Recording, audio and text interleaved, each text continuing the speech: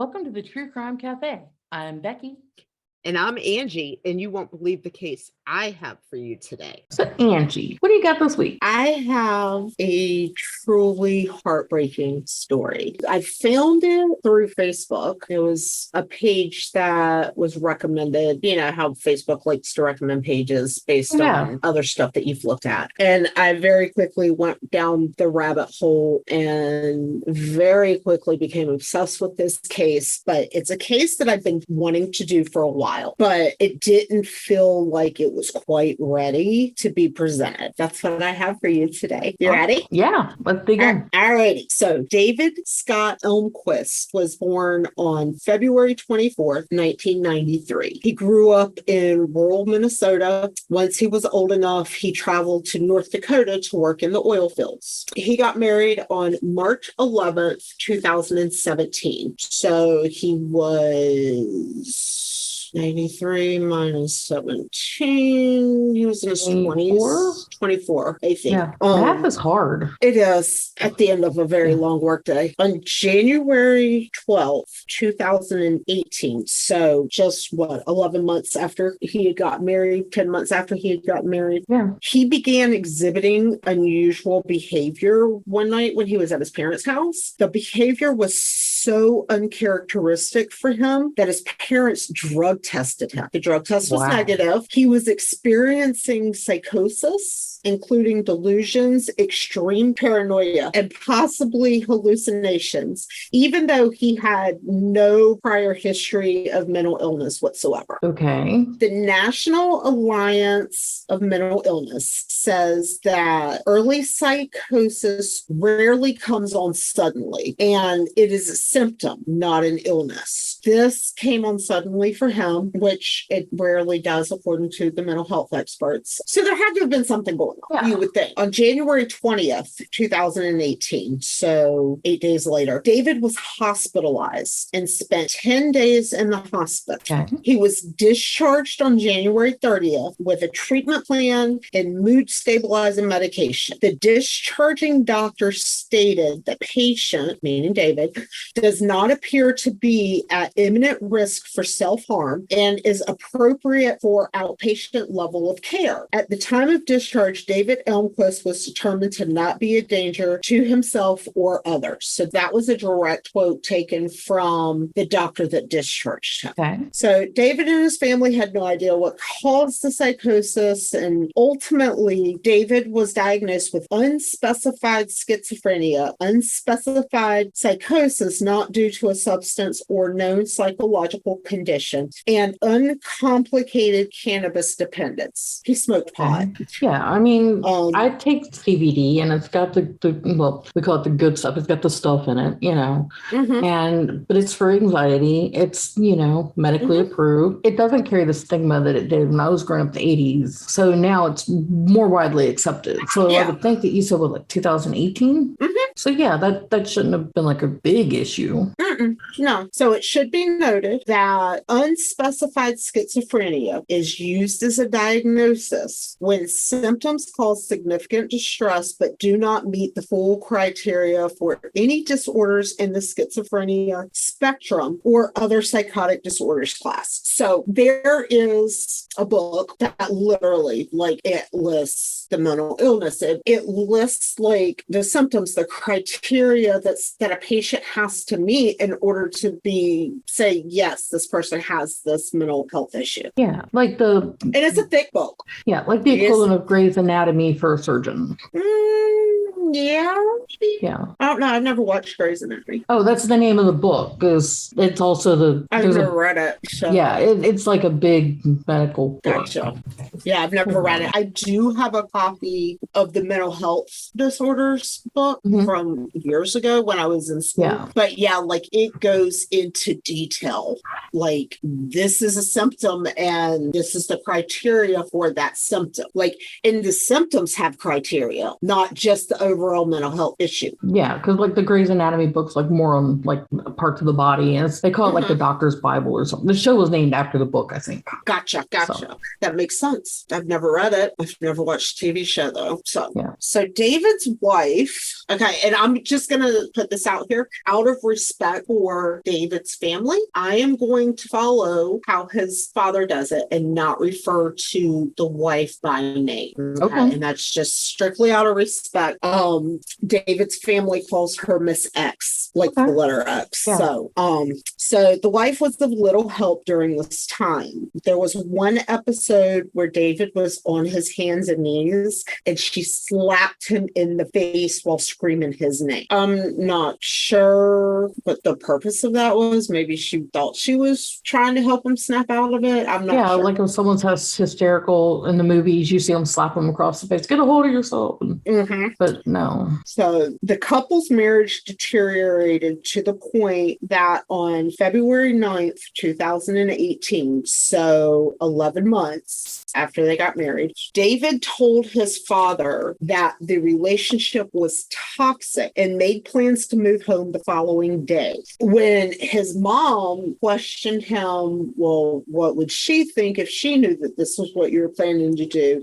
He told his parents that she would go ballistic if she knew what his plans were. So plans were put in place. He went home. 8 hours after he had the conversation with his parents, he was dead. No way. 2 911 calls were made that evening. One by his wife, one by a neighbor, I believe it was. An apartment complex maintenance worker actually was first on scene and found David engulfed in flames. Yeah, the look on your face. Yeah, like I'm married to a firefighter, so I've heard more stories than I ever want to remember about what happens to people, the skin, the medical terms, the gritty descriptions. And like we would have people over when we first got married. We'd have other firefighters over, even after. And the talk always turns to, well, I ran this call. Well, I ran this call. And each one was a little grosser than before in terms of content and detail. Like we're eating spaghetti and talking about brains one time. And, it's just, it affects them. But talking about it is how they get it out. Yeah. And how they cope with it. So when you said that, like he was engulfed in flames, the mental image is something I don't want to remember. I'm sorry. No, you're good. You told me it was going to be heartbreaking. So I did. I have a brand new box of tissues right here. Okay. So the maintenance worker sprayed David with a fire extinguisher, and he also put out a small fire in the kitchen. The police arrived 5 minutes later. However, instead of helping David immediately, they propped open the apartment door, positioned 2 officers on each side of the door, and set up a command center in the apartment directly across from David's, and called for him to come out. This was because of what his wife told police officers. She told them David woke her up covered in crude oil and told her it was time to go. And he pushed her out the door. She said he locked the door so she could not get back in. According to her statement, as she ran down the hall, she looked back and saw a whiff of smoke underneath the door. The police were also told that David had knives in the apartment, leading them to believe he was a threat to them. Okay. Without hearing both sides, I don't want to judge. I've heard both sides. Well, there's a website you can go to that was able to get the recordings of like her interviews. Yeah.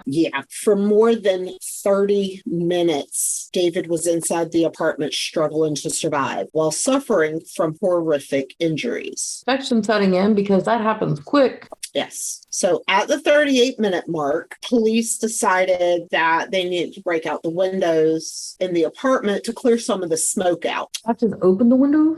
A minute later, David stumbled out of the apartment and collapsed, and he was finally taken to the hospital. He suffered burns over 90% of his body, with significantly more burns on his right side. His hands were partially degloved, which means the skin was peeling off. He had inhalation burns in and around his mouth, and his eyelids were inverted. So, meaning the skin and his eyelashes flipped in and were rubbing on surface of the eye, rendering him blind. There was no alcohol at all found in his system and only traces of marijuana. So David passed away after being taken off a ventilator. I mean, there was basically no coming back from that. Not over 90% of his body. And they were full thickness burns, like, because the accelerant used in this case was crude oil.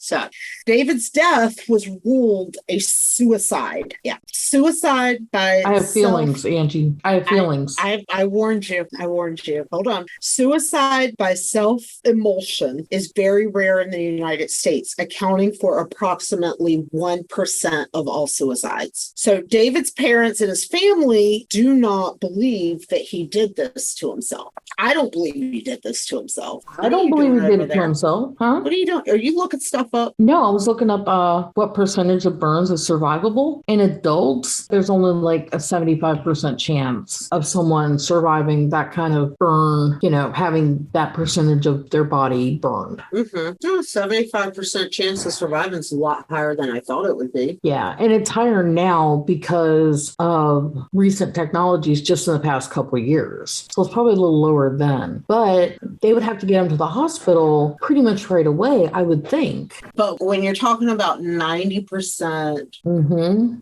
of his body and their full thickness burns, I don't see how that is survivable. Yeah. So this is one of the cases where if my husband were home, I would be like, honey, come be on the podcast, talk about burns. And he would he can just recite those statistics like you would not believe. But he is at the dentist right now. So even if I caught him, he'd be like, rah, rah, rah. Because, yeah. Okay. So like I said, his parents and his family do not believe that he committed suicide. I don't either. Now, remember, when he was released from the hospital, the doctor who released him said that he was not imminent danger to himself or to others. Like, they wouldn't have let him out if they had considered him to be suicide. Okay.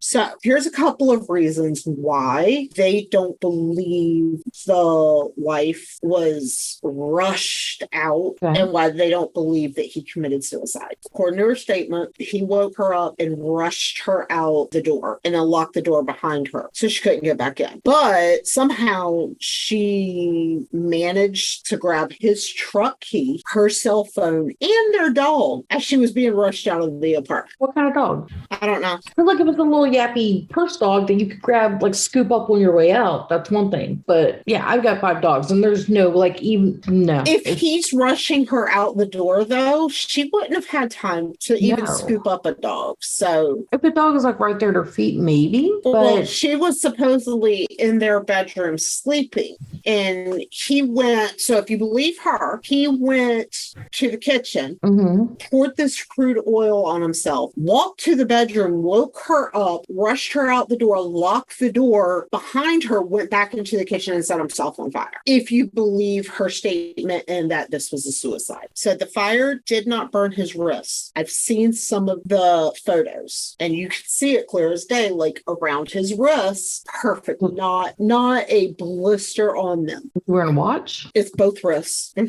So an independent fire investigator reviewed photos of the scene and said it appears that within a reasonable degree of certainty, consistent with protected area, meaning his wrists, as if his arms were resting on the sink edge at or near the time of ignition of the fire. The autopsy report does not mention that the wrists weren't burned, they were considered a protected area scenario. When asked about it, the medical examiner said he must have been wearing gloves. Okay. Number one, if that was the case, then his hands would not have been burned either. Number two, it is very hard to flick a lighter when you have gloves on. Yeah, even strike a match because you don't have the dexterity in your fingers because of the gloves.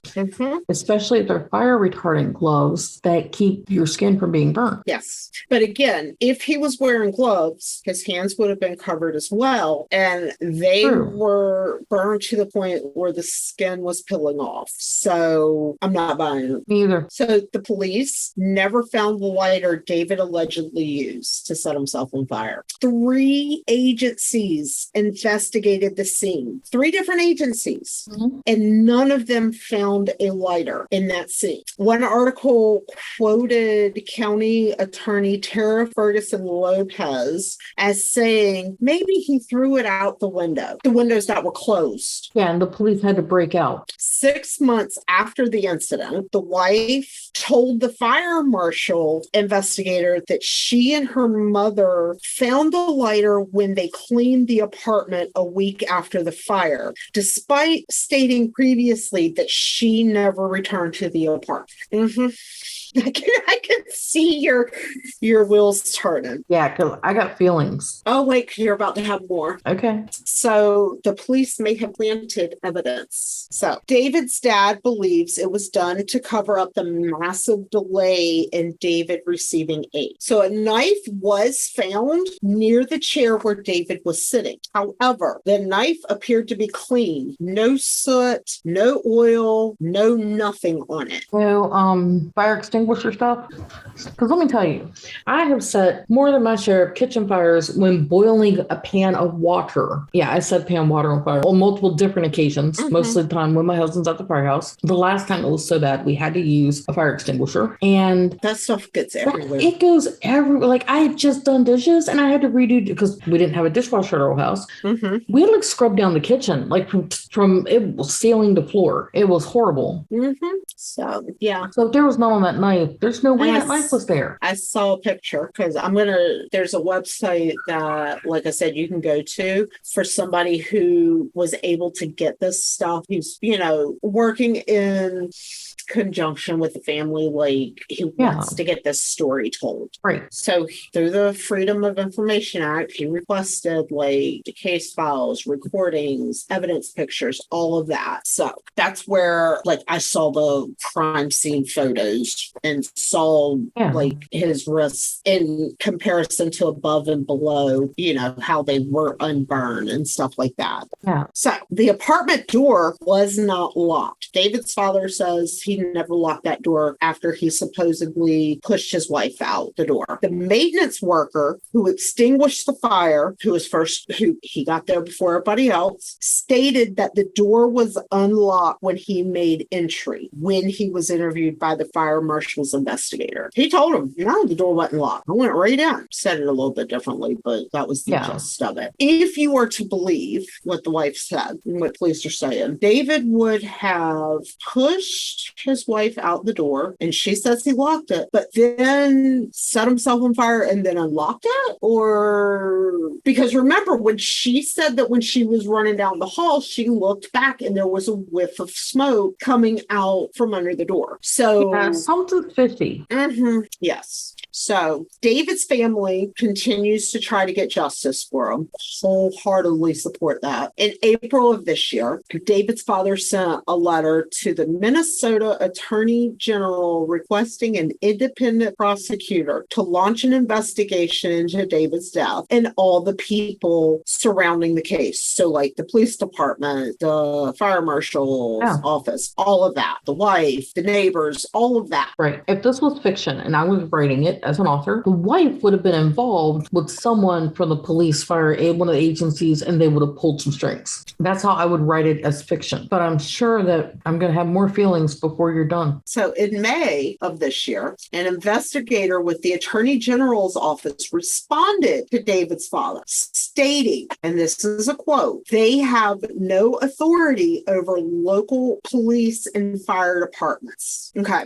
So they're saying, the Attorney General General's office is saying that Minnesota law does not allow them to review cases or open investigations or whatever, that it all falls to the local authorities in those areas. However, I cannot believe, and David's dad absolutely does not believe, that the Attorney General's office, as the highest ranking legal office in the state, cannot work with the governor to get an independent person to review this case. I agree. It's like saying that the local departments are the be all end all for everything. And if that's the case, then what do you need an Attorney General's office for? Right. On the Minnesota Attorney General website, under the public protection section, it says the Minnesota legislature delegated the authority to investigate criminal matters to the county sheriff and in some circumstances the municipal police department. It delegated the authority to prosecute criminal matters to the county attorney. It did not delegate such authority to this office. Mm-hmm. And it says that if crime victims who believe their rights have been violated should contact the Crime Victim Justice Unit.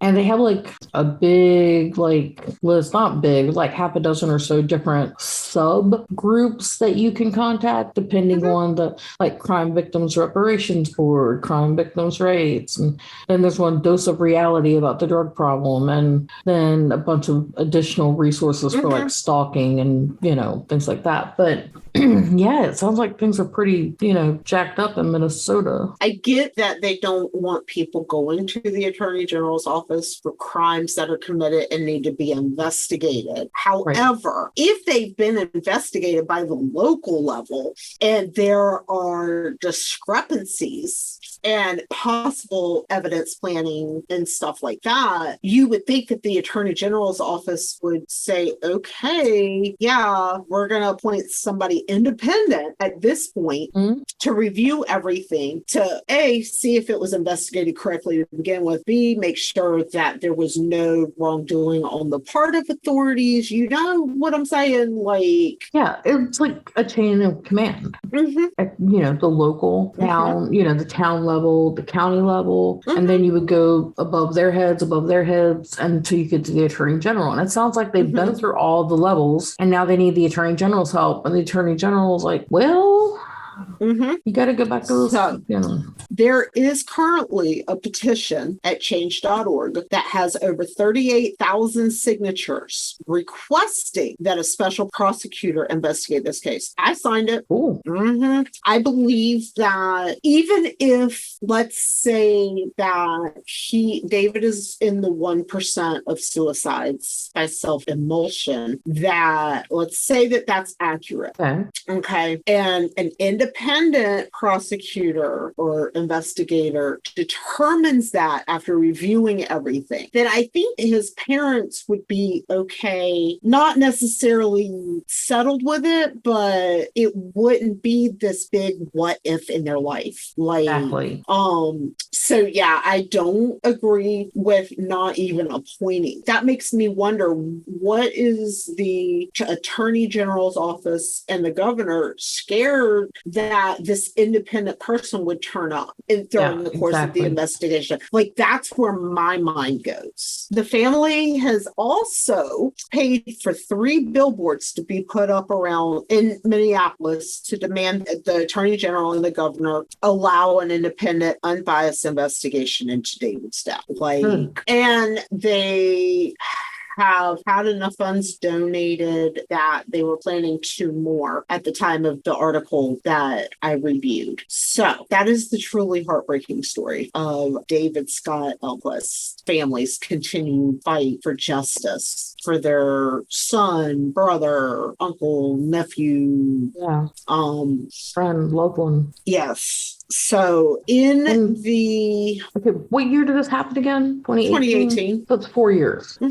It doesn't go, oh, that's only 4 years. That's 4 lifetime. That's the lifetime for every second. Because when our family member was murdered, it was the end of 2007, and the conviction came in, I think, the spring of 2009. Around that, it was early 2009, and I was the family member who sat through the trial at my dad's request. And there were a lot of things that were assumed that I didn't know people didn't didn't know because they didn't sit through the trial, because it was a really very heartbreaking thing, because it was a child. And earlier this summer, my husband made a comment. He's like, yeah, this and this and this and this, and the cause of death was this. And I was like, honey, no. I was like, I saw the medical examiner photos blown up to poster size for the jury, and this was what happened. And when I told him, he was like, because I thought he knew, and he was like, he felt bad because he didn't know that this is what I'd been carrying around since, all this time. But we were super lucky to get a conviction that quick. Even still, there are unanswered questions. I believe that every murder leaves unanswered questions behind. I think every suicide leaves unanswered questions behind. Oh, absolutely. I do not believe that this young man committed suicide. Even if it had been a different method, based on the articles I've read, the Facebook page, the other podcasts about it, I would not believe that this young man killed himself, no matter what the method. Yeah, I find it hard to believe this one based on the information that you've given here. So in the description of the show, we'll link the petition if you want to sign it. We'll link the website that the family started, and maybe the Facebook page that the family has. It is a truly heartbreaking story, and it is a story that sounds like his parents are never gonna get the answers that they need. Not even a little bit. But yeah, I have a lot of feelings about this case. The main one being, I'm not saying his wife did it. However, my opinion, based on what I've seen and what I've listened to, my opinion is she had a role in what happened. Thoughts? I have more feelings than thoughts. Okay. And I agree with you. My opinion is, I'm going to put it this way. I don't see how all of these events could have happened and led up to this heartbreaking, truly heartbreaking finale without her having some kind of role in it. Yeah. And a knife with no fire extinguisher stuff really bugs me. It didn't just not have a fire extinguisher stuff. It didn't have soot. It didn't have oil. If he dumped the oil all over himself and was brandishing a knife, there would be something on that knife. And there's not, at least not that you can see in the pictures. If he's wearing gloves, and how is he going to hold the knife and in one hand and do the lighter in the other? I can't even start my car when I'm wearing gloves. Like, I can't do anything. It is very hard to light the lighter when you have gloves on. And if you have gloves on that are thick enough to protect your wrists from getting burned, why would they not be thick enough to protect your hands? Exactly. Like, there are just too many unanswered questions and what ifs. Like, to take the narrative that has been told by the authorities, the wife, to take that at face value, it's just so unbelievable. Like, I can't see how it's an accurate story. Agreed. Stay caffeinated. And join us next time for another cup of crime.